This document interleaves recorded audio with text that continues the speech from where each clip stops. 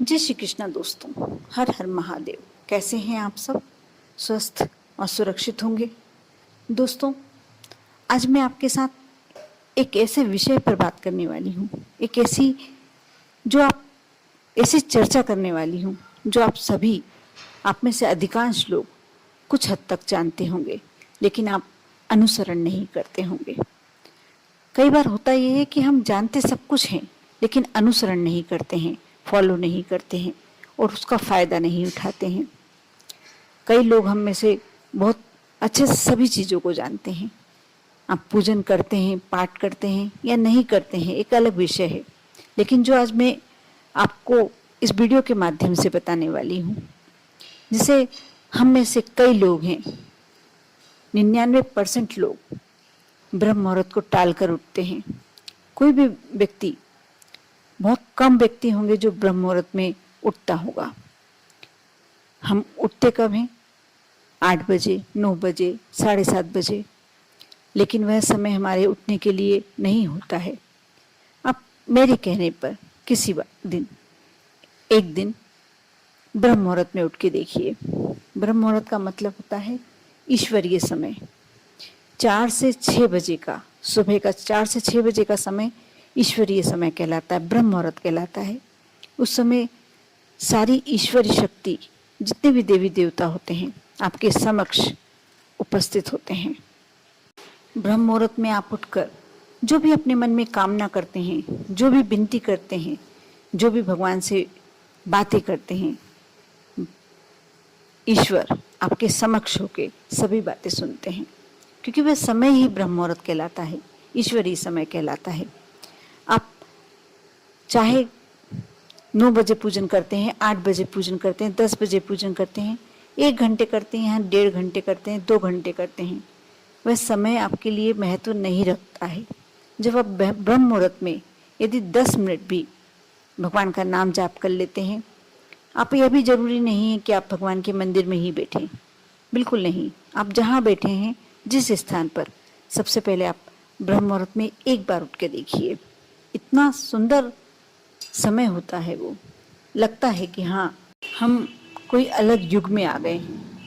पूरा ईश्वरीय वातावरण, और उस समय हम अपने दैनिक क्रियाओं से निवृत्त होकर, स्नान कर कर और कहीं भी बैठकर, उसके लिए भी जरूरी नहीं है कि आप भगवान के मंदिर में जाके भगवान के समक्ष बैठकर ही दीपक प्रज्वलित करें, फिर ये कार्य करें। बिना दीपक प्रज्वलित किए भी आप अपने मन में यदि भगवान को याद करते, भगवान का स्मरण करते हैं, कोई नाम जाप करते हैं, कोई मंत्र जाप करते हैं, या सिर्फ अपनी तरफ से अपने शब्दों में प्रार्थना करते हैं, भगवान बिल्कुल आपकी सुनते हैं। आप जहाँ 2 घंटे भगवान के साथ समय बिताते हैं और आपकी वो बात पूरी नहीं होती, और इस समय सिर्फ 10 मिनट आप भगवान का नाम ले लेते हैं, भगवान से बातें कर लेते हैं, भगवान आपकी सभी बातें सुनते हैं। जो भी आपकी जीवन की समस्याएं हैं, उन्हें दूर करते हैं। अपने आप में आपको एक पॉजिटिविटी लगने लगेगी, अपने आप में एक नई ऊर्जा, आपको नई ऊर्जा का एहसास होने लगेगा। आप 1 दिन उठे, 2 दिन उठे, और तीसरे दिन आप छोड़ ही नहीं पाएंगे कि नहीं, इसी समय पर उठना है। ब्रह्म मुहूर्त में क्या आपको मिलता है कि आप उस चीज़ से वाकिफ हो जाएंगे, उससे रूबरू हो जाएंगे। इसलिए मैं पहली बात तो यही कहना चाहूँगी कि आप यदि पूजन करना चाहते हैं और उसका पूरा पूरा प्रतिफल चाहते हैं, तो आप ब्रह्म मुहूर्त में उठकर 7 बजे से पहले स्नान कर कर और पूजन करें। सूर्य नारायण को जल अर्घ्य दें, कर देखें। दूसरी बात मैं ये कहूँगी कि आप जब भोजन करने बैठते हैं, सबसे पहले सबके यहाँ गाय, कुत्ते को रोटी दी जाती है, लेकिन आप एक रोटी अपने खाने में से अलग निकाल के रखें और उसे गाय को अवश्य दें। क्योंकि जब आप भोजन करते हैं और अपने भोजन करने से पहले आप अपने घर में कोई भी जानवर का खाना, पेट भरने का इंतजाम करते हैं, प्रभु आपके पेट भरने का इंतजाम पहले कर देते हैं। गाय के लिए रोटियां देना, कुत्ते को रोटी देना, ये बहुत छोटी छोटी बातें हैं, लेकिन आपके लिए बहुत, उसी घर में बरकत और मान पूर्णा का आशीर्वाद प्राप्त होता है जिस घर में जानवरों के लिए भी भोजन बनाया जाता हो, निकाला जाता हो, वह आपसे मांगेंगे नहीं, लेकिन क्योंकि आप सक्षम हैं इसलिए दे रहे हैं, और एक एक रोटी करके भी आप देते हैं। यदि अपनी तरफ से श्रद्धा से आपने एक रोटी दी, और ये मानकर चलिए कि आपके क्या मालूम कितने समय के भोजन का इंतजाम भगवान ने स्वयं कर दिया। कहीं चींटियों का झुंड देखें, थोड़ा सा आटे में शक्कर डालकर अवश्य डाला कीजिए। सुबह सुबह आप कहीं घूमने जाते हैं या अपने घर की छत पर चिड़ियाओं के लिए, पक्षियों के लिए सात बहुत थोड़ा थोड़ा सा अनाज, मुट्ठी मुट्ठी 7 तरह का अनाज ले लें, उसे मिक्स कर लें और घर की छत पर डाल दें, या कहीं घूमने जाएं, सुबह सुबह कई लोग भ्रमण के लिए जाते हैं, उस समय डाल दें। और कुछ देर खड़े होकर देखिए, जब पक्षी उस अनाज को चुगते हैं, जो आवाज़ करते हैं, जो कलरव होता है, आप देखेंगे कि आप वैसे ही 100% चार्ज हो जाएंगे। आपके मन में एक अलग ही पॉजिटिविटी आ जाएगी। आप यदि कोई नदी किनारे जाएं, पोखर किनारे जाएं, थोड़ा सा आटा अपने घर से ले जाएं और आटे को उसन कर उसकी गोलियां बनाकर मछली को दें। अपने जितने पक्षियों के लिए, जानवरों के लिए, इनके लिए भोजन की व्यवस्था ये मत सोचिए कि ये आप कर रहे हैं, ये प्रभु ने आपको शक्ति दी है, सक्षम बनाया है, तब आप उनको दे रहे हैं। आपने उनके एक टाइम के भोजन की व्यवस्था की है, वो प्रभु क्या मालूम आपकी कितने टाइम की भोजन की व्यवस्था करने वाले हैं। इसलिए ये कार्य अवश्य करना चाहिए। तीसरी बात मैं ये कहूँगी कि आप चाहे सप्ताह में एक बार मंदिर जाएं, कोई से भी देवी देवता जिसको आप मानते हैं, जिनको पूजते हैं, यदि प्रतिदिन मंदिर जाते हैं तो बहुत ही श्रेष्ठ, अवश्य जाना चाहिए। आपके परिवार का यदि एक सदस्य भी यदि प्रतिदिन मंदिर जाता है, क्या मालूम आपके ऊपर आने वाली कौन सी आकस्मिक परेशानियां, समस्याएं आपसे दूर कर देता है। यदि नहीं जा पाते, डेली नहीं जा पाते, कोई भी दिन जाएं। यदि सोमवार को जाएं, भगवान शिव के दर्शन करते हैं तो बहुत अच्छी बात है। आपको जोन से देवी देवता, मंगलवार को जाते हैं, हनुमान जी के दर्शन करते हैं, ये भी बहुत श्रेष्ठ है। यदि आप परिवार का कोई भी एक मेंबर चले जाए, मैं नहीं कहूँगी कि आपके पास समय नहीं है, आप गृहिणी हैं तो आपको जाना जरूरी है। यदि समय निकाल सकते हैं तो अति उत्तम, नहीं निकाल सकते, परिवार का कोई वरिष्ठ व्यक्ति भी जाता है, दर्शन कर आता है, तो आपके घर का वैसे ही उद्धार हो जाता है। दोस्तों, मैं चौथी बात यह कहना चाहूँगी कि जब आपके घर में कमाई होती है, कि चाहे आप महिला हैं, आप नौकरी पर जाती हैं, या आपके पति नौकरी करते हैं, बिजनेस करते हैं, जो भी कमाई आपके हाथ में ला कर देते हैं या आपकी स्वयं की कमाई है, कुछ हिस्सा, 1% हिस्सा आप अलग रखें किसी ज़रूरतमंद के लिए, और 1% हिस्सा भगवान के कार्यों के लिए।